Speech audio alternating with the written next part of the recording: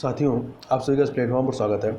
यहाँ पर हम लोग उत्तर प्रदेश पीसीएस 2021 के लिए टेस्ट सीरीज लगा रहे हैं और यह टेस्ट सीरीज जो आज हम लोग देखेंगे यह ध्येय आईएएस कोचिंग के द्वारा जो टेस्ट सीरीज कराई जा रही है उसी में से एक टेस्ट सीरीज है, एक टेस्ट है जिसको हम लोग व्याख्या के साथ यहाँ पर देखेंगे। तो आगे बढ़ने से पहले आपसे एक बात कहना चाहूँगा कि पूरे आपके 150 क्वेश्चन होते हैं प्रश्न पत्र में, परंतु हम लोग यहाँ पर जो है इस वीडियो में केवल 75 क्वेश्चन को ही देखेंगे। बाकी के 75 क्वेश्चन को हम लोग नेक्स्ट वीडियो में देखेंगे। ऐसा इसलिए जिससे कि वीडियो काफ़ी लंबा ना हो पाए। यदि आपको लगता है कि एक ही वीडियो में पूरे 150 क्वेश्चन कर देने चाहिए तो आप कमेंट बॉक्स में बता सकते हैं। नेक्स्ट टाइम से मैं पूरी कोशिश करूँगा कि एक ही वीडियो में उसको कर दूँ। तो इसको प्रारंभ करते हैं। इसमें सबसे पहला क्वेश्चन देखते हैं। यहाँ पर एक तरफ हिंदी में है, एक तरफ इंग्लिश में है। मैं हिंदी वाले को देखता चलूँगा और आपको यदि इंग्लिश देखना हो तो आप बगल में इंग्लिश को देख सकते हैं। तो पहला प्रश्न है, निम्नलिखित जलधाराओं में से कौन सी या से गर्म जलधारा है। तो आप देखें इसमें आपका जो चारों ऑप्शन है, इसमें जो ब्राज़ील धारा है ये आपकी गर्म जलधारा है। बाकी तीनों जो है फॉकलैंड, लेब्राडोर, कनारी, ये ठंडी जलधाराएं हैं। और ब्राज़ील गर्म जलधारा ये अटलांटिक महासागर में प्रवाहित होती है। तो आपका केवल दूसरा अर्थात सी ऑप्शन सही हो जाएगा। अगला है, उपनिषद काल के राजा में राजा जनक शासक थे, कहाँ के शासक थे? ये विदेह के शासक थे, विदेह के। उपनिषदों में कुछ प्रमुख क्षत्रिय राजाओं का उल्लेख मिलता है, जैसे कि पांचाल के राजा प्रवाह जाबली, विदेह के राजा जनक, केके के राजा अश्वति तथा काशी के राजा अजातशत्रु थे। अगला है, निम्नलिखित अभिलेखों में से किस एक को नहरों की जानकारी देने का वाला प्रथम अभिलेख माना जाता है? तो हाथी गुफा अभिलेख को माना जाता है। हाथी गुफा अभिलेख कलिंग के चेदी वंश के शासक खारवेल के विषय में जानकारी देने का प्रमुख सोर्स है। इस अभिलेख को नहरों की जानकारी देने वाला प्रथम अभिलेखीय साक्ष्य माना जाता है, क्योंकि इसमें नंदवंशी शासक महापद्म नंद द्वारा कलिंग में खुदवाए गए नहर का उल्लेख प्राप्त होता है। अगला है, गुप्त काल में अग्रहार क्या था? यह एक प्रकार का मंदिरों एवं ब्राह्मणों को दान में प्रदत्त जो भूमि होती थी उसी को अग्रहार कहा गया है। बी ऑप्शन सही हो जाएगा, क्योंकि गुप्त काल में ब्राह्मणों एवं मंदिरों को सभी प्रकार के करों से मुक्त भूमि जो है वो दान में दी जाती थी। अगला है, कवि वाणभट्ट की कृति से किस एक सम्राट के विषय में जानकारी मिलती है? तो वाणभट्ट की कृति थी हर्षचरित। इस हर्षचरित से ही जो है हर्ष के बारे में, हर्ष के समय की विशेष सूचना मिलती है। तो ये ऑप्शन आपका सही हो जाएगा। आगे चलते हैं। क्वेश्चन नंबर 6, निम्नलिखित युग्मों में से कौन सा या से सही सुमेलित है? तो आप देखें इसमें एक तरफ मठ है, दूसरी तरफ प्रदेश है। श्रृंगेरी मठ कर्नाटक में, ज्योतिर्मठ हिमाचल प्रदेश में नहीं बल्कि उत्तराखंड में है, पुरी उड़ीसा में, द्वारका गुजरात में। तो दो वाला आप छोड़ दीजिए। तो 134 अर्थात आपका ये ऑप्शन सही हो जाएगा। अगला है, इल्बर्ट बिल का संगठित रूप से विरोध करने के लिए अंग्रेज या यूरोपियों ने किस एक संगठन को स्थापना की थी? तो इन्होंने यूरोपियन डिफेंस एसोसिएशन की स्थापना की थी। बी ऑप्शन आपका सही हो जाएगा। तो लॉर्ड रिपन, जिसका कार्यकाल 1880 से 84 रहता है, इसके कार्यकाल में इल्बर्ट बिल लाया जाता है। इल्बर्ट बिल विवाद इन्हीं से संबंधित है। इस बिल के द्वारा भारतीय न्यायाधीशों को उन मामलों की सुनवाई करने का अधिकार प्रदान कर दिया गया जिनमें यूरोपीय नागरिक भी शामिल होते थे। इस बिल का संगठित रूप से विरोध करने के लिए अंग्रेज और यूरोपियों द्वारा यूरोपियन डिफेंस एसोसिएशन अर्थात यूरोपीय रक्षा संघ की स्थापना की गई। क्वेश्चन नंबर 8 देखते हैं। अधोमुखी निस्पंदन सिद्धांत को सर्वप्रथम सरकारी नीति के रूप में किसने लागू किया था? तो लॉर्ड ऑकलैंड ने लागू किया था। 1836 से 42 तक ये आपके यहाँ के गवर्नर रहते हैं। अधोमुखी निस्पंदन सिद्धांत का मतलब होता है कि शिक्षा समाज के उच्च वर्गों को दे दी जाए तो यह धीरे धीरे छन छन करके नीचे तक जन सामान्य तक पहुंच जाएगी। क्वेश्चन नंबर 9, अंग्रेज भिखारी से अधिक घृणा करते हैं और मैं सोचता हूं कि भिखारी घृणा के पात्र हैं। यह कथन किसका है? लाला लाजपत राय का है। तो आप देखें, भारत में उग्र राष्ट्रवाद के उदय में महत्वपूर्ण भूमिका का निर्वहन 3 लोगों ने किया था, बाल गंगाधर तिलक, लाला लाजपत राय, बिपिन चंद्र पाल। इसलिए इन्हें लाल बाल पाल कहा जाता है। और यह जो उपयुक्त कथन है ये लाला लाजपत राय कांग्रेस की याचना नीति की आलोचना करते हुए उस समय उन्होंने इस वक्तव्य का उल्लेख किया था। क्वेश्चन नंबर 10, अब्दुल हमीद लाहौरी जो एक राजकीय इतिहासकार थे, किस मुगल सम्राट के दरबार में रहते थे? तो ये शाहजहां के मुगल दरबार में रहते थे और ये शाहजहां के शासन काल में ही अब्दुल हमीद लाहौरी जो है यहाँ पर यात्री के रूप में आते हैं और अपनी पुस्तक पादशाहनामे में शाहजहां कालीन इतिहास का वर्णन करते हैं। निम्नलिखित युग्मों में से कौन सा या से सही सुमेलित है? तो सही सुमेलित हैं। तो भारतीय पत्रकारिता का राजकुमार किशोरदास पाल सही है। भारतीय समाचार पत्रों का मुख्यतः चार्ल्स मेटकाफ सही है। देशी भाषा समाचार पत्र अधिनियम 1877 लॉर्ड लिंटन बिल्कुल सही। तीनों के तीनों सही, उपरोक्त सही है। डी। क्वेश्चन नंबर 12 देखते हैं, निम्नलिखित सूफी संतों में से कौन एक अपने उदार एवं सहिष्णु दृष्टिकोण का महबूबे इलाही के नाम से प्रसिद्ध थे? तो निजामुद्दीन औलिया जो थे ये इस नाम से प्रसिद्ध थे। ख्वाजा निजामुद्दीन औलिया चिश्ती सिलसिले के प्रमुख सूफी संत थे, ठीक है, और अपने उदार चरित्र एवं सहिष्णु दृष्टिकोण की वजह से इन्हें महबूबे इलाही के नाम से जाना जाता था। निम्नलिखित कथनों पर विचार कीजिए। पहला, कर्नाटक का प्रथम युद्ध सेंट थोमे के युद्ध के लिए स्मरणीय था। बिल्कुल सही है। ब्रिटिश ईस्ट इंडिया कंपनी ने बंबई फ्रांसीसियों से प्राप्त की थी। बिल्कुल गलत है। फ्रांसीसियों से नहीं बल्कि पुर्तगालियों से दहेज के रूप में प्राप्त की थी 1868 में, अर्थात ए ऑप्शन केवल आपका सही हो जाएगा। क्वेश्चन नंबर 14 देखते हैं, यह निम्नलिखित घटनाओं में से कौन सी एक कार्यक्रम के अनुसार अंतिम स्थान पर आती है? तो देखिए, व्यक्तिगत सत्याग्रह 1940 में है, बेबेल योजना जो है 42 का है, और भारत छोड़ो व्यक्तिगत सत्याग्रह 40 में है, भारत छोड़ो आंदोलन 1942 में, बेबेल योजना 1945 में, बंबई के नौसैनिक विद्रोह 1946 में, अर्थात इस प्रकार से सबसे लास्ट में कौन सा आएगा? बंबई के नौसैनिक विद्रोह। निम्नलिखित में से कौन सा युग में सही सुमेलित नहीं है? तो इंदु प्रकाश, एमजी राणाडे बिल्कुल सही, Native Opinion BN Mandlik, Bombay Chronicle Gopal Krishna Gokhale सम्मिलित नहीं बल्कि फिरोज शाह मेहता ने इसको प्रारंभ किया था। इंडियन मिरर देवेंद्र नाथ टैगोर बिल्कुल सही है। अगला है क्वेश्चन नंबर 16, निम्नलिखित युग्मों में से कौन सा एक बेमेल है? तो देखिए, विटामिन B6 ये इससे संबंधित होने वाला रोग चर्म रोग है, सही है। विटामिन B12 रुधिर क्षीणता, सही है। विटामिन E जनन शक्ति में कमी, बिल्कुल सही है। विटामिन A से स्कर्वी नहीं होता बल्कि रतौंधी होता है। स्कर्वी आपका विटामिन C से होता है, जिसे स्कार्बिक अम्ल कहते हैं। क्वेश्चन नंबर 17 देखते हैं, दो सूचियां दी गई, एक तरफ वर्णक और दूसरी तरफ उसका प्रभाव क्या है? लाइकोपीन टमाटर का जो लाल रंग होता है लाइकोपीन की वजह से होता है। कैप्साइसिन ये मिर्च की तीक्ष्णता होती है। जेंथोफिल हल्दी में पीला रंग, एंथोसाइन सेब के फल में लाली, अर्थात 2134 अर्थात बी ऑप्शन आपका सही हो जाएगा। अगला है, निम्नलिखित सूक्ष्म जीवधारियों में से कौन सा एक भोजन के विषाक्त होने के लिए उत्तरदायी है? तो इसमें आप सी ऑप्शन देखिए, क्लास्ट्रीडियम बोटुलिनम जो है ये उत्तरदायी होता है, जबकि एस्परजिलस जो होता है सिट्रिक अम्ल बनाने में इस्तेमाल होता है। लैक्टोबैसिलस जो होता है दही बनाने में, और आपका राइजोबियम जो है नाइट्रोजन स्थिरीकरण में इस्तेमाल होता है। निम्नलिखित पर विचार कीजिए। 3 कथन दिए गए। पहला है, एंडेमिक किसी विशेष क्षेत्र या जनसंख्या में स्थायी रूप से विद्यमान कोई रोग जो होता है उसे एंडेमिक कहते हैं। एपिडेमिक कब होता है? कोई संक्रामक रोग जो किसी निश्चित जनसंख्या में कम समय में तेजी से फैलता है उसे एपिडेमिक कहते हैं। और जब पैंडेमिक क्या होता है? एपिडेमिक स्थिति का संपूर्ण विश्व में जब विस्तार हो जाता है तो उसे पैंडेमिक कहते हैं, जैसे कि कोरोना महामारी, अर्थात डी आपका सही जगह उपरोक्त सभी। अगला है क्वेश्चन नंबर 20, एमिनियोसेंटेसिस एक प्रकार का क्या है? गर्भवती महिलाओं में किया जाने वाला प्रसव पूर्व परीक्षण है। इसके माध्यम से बच्चों में डाउन सिंड्रोम तथा गुणसूत्र विषमता इत्यादि जैसे जो जन्म दोष होते हैं उनको जांचा जाता है। अगला है क्वेश्चन नंबर 21, निम्न कथनों पर विचार कीजिए। 2 कथन दिए गए हैं, विकिरण के माध्यम से मनुष्य में सबसे ज्यादा प्रभाव मस्तिष्क पर पड़ता है, बिल्कुल गलत है, सबसे कम प्रभाव पड़ता है। दूसरा, विकिरण के माध्यम से मनुष्य के अंगों में सबसे कम हानि, आंख होती नहीं, सबसे ज्यादा हानि होती है। इस प्रकार से आप कथन देखें तो डी ऑप्शन आपका सही हो जाएगा। अगला है क्वेश्चन नंबर 22, अंतःद्रव्य जालिका तथा राइबोसोम की भूमिका कोशिका में महत्वपूर्ण होती है, क्योंकि ये कोशिका में प्रोटीन संश्लेषण में महत्वपूर्ण भूमिका निभाते हैं, जबकि जो कोशिका का पावर हाउस का आता है माइटोकॉन्ड्रिया होता है। क्वेश्चन नंबर 23 देखते हैं, निम्नलिखित में से कौन सा एक जल से हल्का होने के कारण जल पर तैरने लगता है? तो सोडियम, जिसका अपेक्षित घन 0.97 होता है, यह जल पर तैरता है। अगला है क्वेश्चन नंबर 24, निम्नलिखित में से कौन सा एक कथन धारवाड़ क्रम की चट्टानों के संबंध में सत्य है? तो देखिए, यह प्राचीनतम परतदार चट्टान है, बिल्कुल सही है। अरावली पर्वत का निर्माण इसी क्रम की चट्टानों से हुआ है, बिल्कुल सही। सी, असम के पठारी भागों में ये शिलांग श्रेणी के नाम से विस्तृत है, बिल्कुल सही। इस प्रकार तीनों कथन सही है, डी ऑप्शन आपका सही हो जाएगा। अगला है क्वेश्चन नंबर 25, 2 सूचियां दी गई, जनजातियां दी गई हैं, दूसरी तरफ संबंधित क्षेत्र दिया गया है।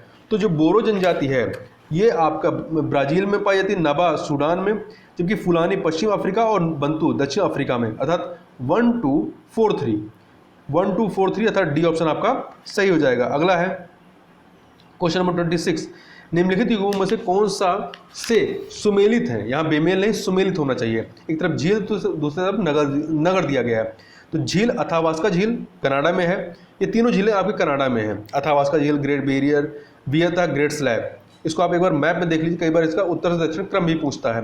तो अथावास्का झील यूरेनियम सिटी के इसके निकट यूरेनियम सिटी है। ग्रेट बियर झील के निकट पोर्ट रेडियम है। ग्रेट स्लैब झील के निकट इलिनॉइस सिटी है, अर्थात तीनों ही सही हैं, ए ऑप्शन सही हो जाएगा। अगला है, निम्नलिखित नदियों में से कौन सी एक मध्य प्रदेश में विंध्य पर्वत श्रृंखला से निकलती है तथा उत्तर प्रदेश में यमुना नदी से मिलती है। तो ये कौन सी नदी है? ये बेतवा नदी है। ठीक है, ये ऑप्शन सही है। दो सूचियां दी गई हैं अगले क्वेश्चन में, इन्हें सुमेलित करना है। अमृत क्रांति, अमृत क्रांति जो है ये नदियों को जोड़ने की योजना से संबंधित है, अर्थात 2। भूरी क्रांति ऊर्जा एवं उर्वरक उत्पादन से। सुनहरी क्रांति जो है ये फल उत्पादन से। रजत क्रांति अंडा उत्पादन से, अर्थात 2, 1, 3, 4 है। 2, 1, 3, 4, 28 का ए हो जाएगा। 29, पूर्व के ग्रेट ब्रिटेन के उपनाम से किसे जाना जाता है? जापान को। जापान को इसके अलावा निप्पन, सूर्योदय का देश, फूलों का देश भी कहा जाता है। क्वेश्चन नंबर 30 देखते हैं। निम्नलिखित कथनों पर विचार कीजिए। नोआ मांडी लौह स्थित झारखंड में स्थित है, बिल्कुल सही। मोशाबीन उड़ीसा में स्थित है तथा यह तांबा उत्पादन हेतु प्रसिद्ध है, गलत है। मोशाबानी आपका झारखंड में है और यह तांबा उत्पादन के लिए प्रसिद्ध है। तो आपका केवल एक सही है, ए वाला ऑप्शन सही है। ठीक है, दूसरा वाला सही नहीं है। 31 नंबर देखते हैं। निम्नलिखित बहुउद्देशीय परियोजनाओं में से कौन सी एक चिनाब नदी पर स्थित नहीं है? तो आप देखें इसमें जो आपका उरी परियोजना है ये चिनाब पे नहीं है। चिनाब पे आपका दुल्हस्ती है, सलाल है, बगलियार है, परंतु उरी नहीं है। उरी हो गया, तुलबुल हो गया, किशनगंगा हो गया, ये झेलम नदी पर है। अगला है निम्नलिखित कथनों में से कौन सा या से भारत के महान्यायवादी के संबंध में सत्य है? तो इसका कार्यकाल संविधान द्वारा सुनिश्चित किया गया है, बिल्कुल गलत है। ये राष्ट्रपति के प्रसाद पर्यंत कार्य करता है। दूसरा, भारत के किसी भी क्षेत्र में किसी भी अदालत में महान्यायवादी को सुनवाई के अधिकार प्राप्त है, बिल्कुल सही है। महान्यायवादी को एक संसद सदस्य की तरह सभी भत्ते और विशेषाधिकार मिलते हैं, बिल्कुल सही है। तो पहला छोड़ करके दूसरा तीसरा सही है, ये ऑप्शन आपका सही हो जाएगा। इसके बारे में संविधान में जो चर्चा है वो आर्टिकल 76 के तहत, जबकि राज्य स्तर पर जो महाधिवक्ता होता है उसके बारे में जो चर्चा है वो आर्टिकल 165 में है। कुछ दशाओं में काम, शिक्षा और लोक सहायता के अधिकार का वर्णन किया गया है, किसमें? नीति निर्देशक तत्वों के अंतर्गत, जो कि संविधान के भाग 4 में आर्टिकल 36 से 51 तक है, जिसके अंतर्गत आर्टिकल 41 में कहा गया है में कुछ दशाओं में काम, शिक्षा और लोक सहायता के अधिकार का प्रावधान किया गया है। क्वेश्चन नंबर 34 को देखते हैं। निम्नलिखित कथनों में से कौन सा या से भारत के राष्ट्रपति के संबंध में सत्य है? पहला, राष्ट्रपति के निर्वाचन में संसद के मनोनीत सदस्य भाग नहीं लेते हैं, बिल्कुल सत्य है। निर्वाचन में नहीं भाग लेते, परंतु आपका महाभियोग की जब प्रक्रिया चलती है वहां पर भाग लेते हैं। दूसरा, राष्ट्रपति पद के लिए लोकसभा का सदस्य निर्वाचित होने की योग्यता होनी चाहिए, दोनों ही सही है, सी वाला ऑप्शन सही हो जाएगा। क्वेश्चन नंबर 35 देखते हैं। संसदीय प्रक्रिया में अंतर प्रदर्शन से क्या तात्पर्य है? इसका तात्पर्य किसी सरकारी अधिकारी से किसी नीति या कार्य की विवरण की मांग करना, सी ऑप्शन सही हो जाएगा। क्वेश्चन नंबर 36 देखते हैं। राज्यसभा अनुच्छेद 312 के अंतर्गत अखिल भारतीय सेवा का सृजन कर सकती है 2/3 बहुमत के द्वारा। अगला है क्वेश्चन नंबर 37। भारतीय संविधान के अनुच्छेद 20 के 2 में वर्णित दोहरा दंड का प्रावधान कहां से लिया गया है? ये अमेरिका के संविधान से लिया गया है। इसके तहत किसी एक व्यक्ति को जो है एक अपराध के लिए एक से अधिक बार दंड नहीं दिया जा सकता है। क्वेश्चन नंबर 38 देखते हैं। निम्नलिखित युग्म में से कौन सा या से सही सुमेलित है? तो देखिए 89वां संविधान संशोधन जो है ये राष्ट्रीय अनुसूचित जाति जनजाति आयोग की स्थापना संबंधित है। 97वां संशोधन जो है ये सहकारी समितियों को संवैधानिक स्थान एवं संरक्षण प्रदान करने संबंधित, जबकि 92वां संविधान संशोधन जो है ये 8वीं अनुसूची में 4 अन्य भाषाएं जोड़े जाने संबंधित है। ये 4 भाषाएं कौन जोड़ी गई थी? ये थी आपकी बोडो, मैथिली, संथाली, डोगरी। तो इस प्रकार से तीनों ही सुमेलित हैं। अगला है क्वेश्चन नंबर 39। निम्न पर विचार कीजिए। पहला है संसद में राज्यों का प्रतिनिधित्व, दूसरा राजभाषा का प्रयोग, तीसरा है 6ठी अनुसूची जनजाति क्षेत्रों का प्रशासन। उपरोक्त में से कौन सा या से संशोधन साधारण बहुमत द्वारा किए जा सकते हैं? तो देखिए पहला जो है संसद में राज्यों का प्रतिनिधित्व, ये साधारण बहुमत से नहीं किया जा सकता है, इसके लिए 2/3 बहुमत चाहिए होता है, जबकि राजभाषा का प्रयोग और 6ठी अनुसूची जनजाति क्षेत्रों का प्रशासन ये साधारण बहुमत से हो सकता है। तो ए ऑप्शन आपका सही हो जाएगा, 2 और 3। क्वेश्चन नंबर 40 देखते हैं। निम्नलिखित कथनों पर विचार कीजिए तथा दिए गए कोड की सहायता से सही उत्तर बताइए। पहला है वित्त आयोग के अध्यक्षों एवं सदस्यों की योग्यता का निर्धारण भारत के राष्ट्रपति द्वारा किया जाता है, नहीं, संसद के द्वारा इसको निर्धारित किया जाता है। तो आपका एक गलत हो गया। कारण देखते हैं। वित्त आयोग के अध्यक्ष और सदस्यों की नियुक्ति भारत के राष्ट्रपति द्वारा की जाती है, बिल्कुल सही है, अर्थात यहाँ पर ए गलत है, आर सही है, डी ऑप्शन आपका सही हो जाएगा।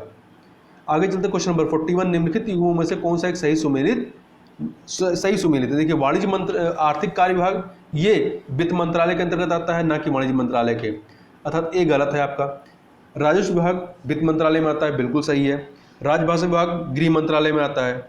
और लोक उद्यम विभाग जो है, लोक उद्यम भारी उद्योग एवं लोक उद्यम मंत्रालय के तहत आता है। इस प्रकार से केवल बी ऑप्शन आपका सही हो जाएगा। अगला है अनुच्छेद 136 के तहत सर्वोच्च न्यायालय किस एक के निर्णय के विरुद्ध अपील के लिए विशेष इजाजत नहीं दे सकता है? सैनिक न्यायालय के संदर्भ में नहीं दे सकता है। अनुच्छेद 136 के तहत विशेष इजाजत से उच्चतम न्यायालय में अपील किए जाने का प्रावधान किया गया है। अपील की इजाजत जो है उच्चतम न्यायालय अपने विवेकानुसार किसी न्यायालय या अधिकरण के द्वारा दिए गए निर्णयों के विरुद्ध दे सकता है, परंतु सैनिक न्यायालय के निर्णय के विरुद्ध सर्वोच्च न्यायालय अपील के लिए विशेष इजाजत नहीं दे सकता है। एक मंत्री जो किसी राज्य विधानमंडल का सदस्य नहीं है, उसे कितने दिनों के अंदर अनिवार्य रूप से किसी एक सदन का सदस्य बनना पड़ेगा? तो कुल 6 माह का टाइम मिलता है, अर्थात 180 दिन। अगला है वर्ष 2011 की जनगणना के अनुसार भारत में 15 से 59 वर्ष की जनसंख्या का प्रतिशत कितना है? 60.3% है। अगला है निम्नलिखित कथनों में से कौन सा या से सही है? साधारण विधेयक पर गतिरोध होने की स्थिति में राज्य विधानमंडल में संयुक्त बैठक का प्रावधान है। बिल्कुल गलत है, राज्य विधानमंडल में नहीं है, केवल केंद्र में है।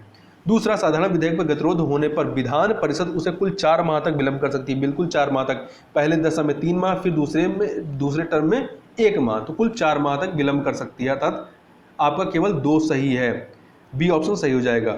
अगला है 46 नंबर क्वेश्चन, सिद्ध कदाचार और क्षमता के आधार पर राज्य सूचना आयुक्त को हटाने के लिए राज्यपाल प्रकरण की जांच के लिए किस न्यायालय को संदर्भित करता है? उच्चतम न्यायालय को। अगला है झील दिया गया है और जिला दिया गया है, तो देवरिया झील गोरखपुर में नहीं, कन्नौज में है। कहाँ पे है? कन्नौज में है। तथा कीठम झील आगरा में है, बेला सागर महोबा में, फुलहार झील पीलीभीत में है। शारदा नहर से निम्नलिखित में से कौन से उत्तर प्रदेश के किन किन जिलों में सिंचाई की जाती है? तो पीलीभीत, रायबरेली, लखीमपुर खीरी, सीतापुर, इन सब में की जाती है। इसके अलावा लखनऊ, उन्नाव, सुल्तानपुर, प्रतापगढ़, हरदोई, सीतापुर, बाराबंकी, खीरी, यहाँ सब किया जाता है, तो उपरोक्त सभी हो जाएगा।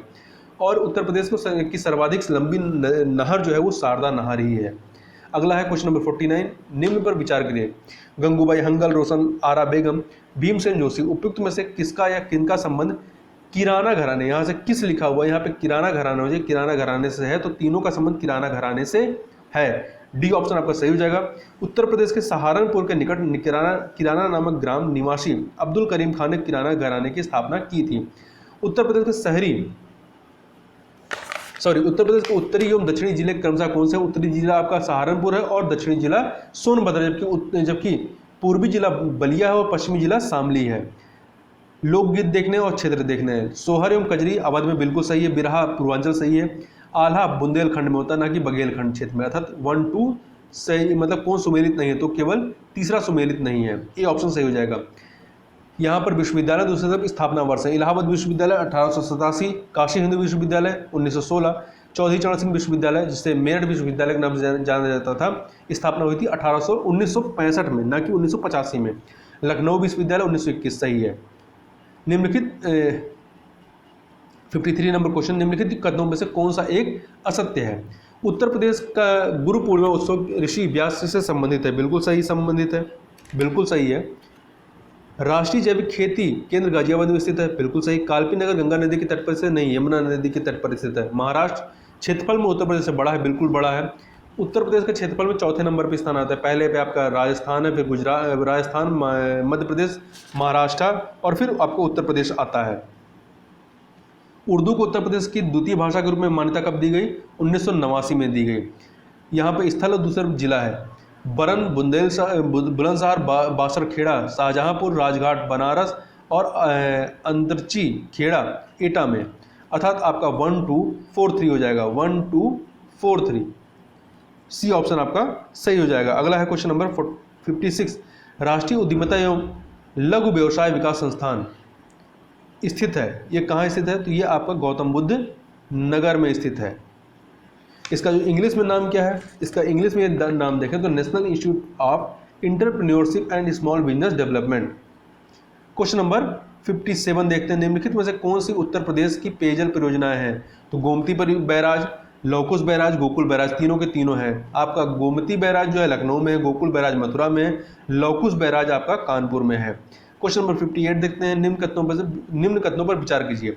वह कृषक जिनके पास 2 हेक्टेयर से कम भूमि है उन्हें सीमांत कृषक कहा जाता है? नहीं। जिनके पास 1 हेक्टेयर से कम भूमि है उन्हें सीमांत कृषक कहा जाता है। दूसरा, उत्तर प्रदेश में शस्य जलवायु क्षेत्रों की संख्या कितनी है? 9 है।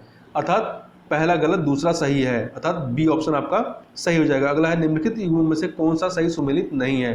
देखिए आम का नगर, मलिहाबाद, ताला नगरी, अलीगढ़, पूर्व का सिरा, जौनपुर, पीतल नगरी, बरेली नहीं है बल्कि मुरादाबाद है। तो डी ऑप्शन आपका सही नहीं है।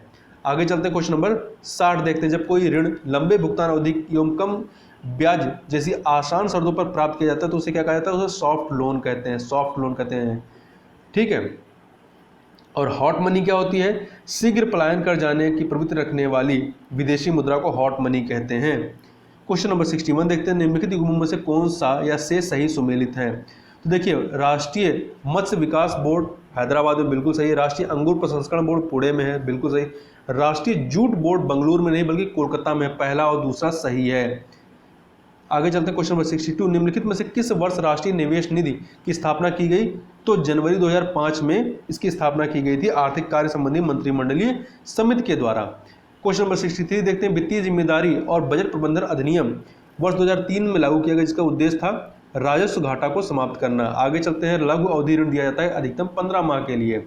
अगला है सार्वजनिक उद्यम होते हैं जिनका संचालन एवं नियंत्रण सरकार के द्वारा किया जाता है। क्वेश्चन नंबर 66 देखते हैं। पूंजी में भारत में पूंजी निर्माण के आंकड़े एकत्रित करने का कार्य किया जाता है भारतीय रिजर्व बैंक व केंद्रीय सांख्यिकी संगठन के द्वारा। अगला है निम्न युग्मों पर विचार कीजिए। एशियाई विकास बैंक, ये आपका टोक्यो में नहीं है इसका मुख्यालय, बल्कि कहाँ, फिलीपींस की राजधानी मनीला में है। न्यू डेवलपमेंट बैंक संघाई में, AIIB बीजिंग में, विश्व व्यापार संगठन जेनेवा में। पहला छोड़ करके बाकी सब सुमेलित है। इसमें बताना कौन सा सही सुमेलित नहीं है। तो पहला सुमेलित नहीं है, सी ऑप्शन सही हो जाएगा। अगला है निम्न पर विचार करिए।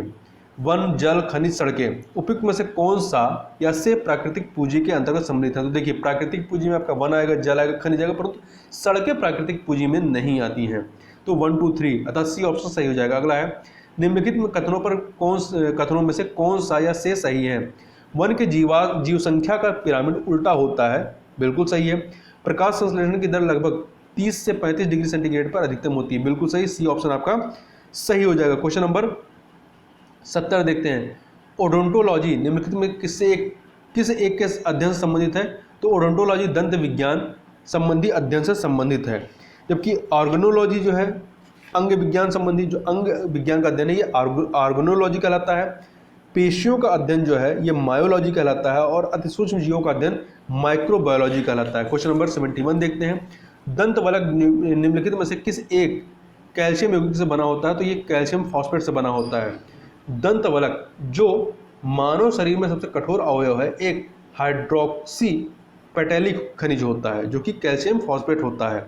72 नंबर क्वेश्चन देखते हैं। निम्नलिखित कथनों पर विचार कीजिए तथा दिए गए कोड की सहायता से सही उत्तर बताइए। कथन है द्रवित पेट्रोलियम गैस का प्रमुख घटक मीथेन होता है।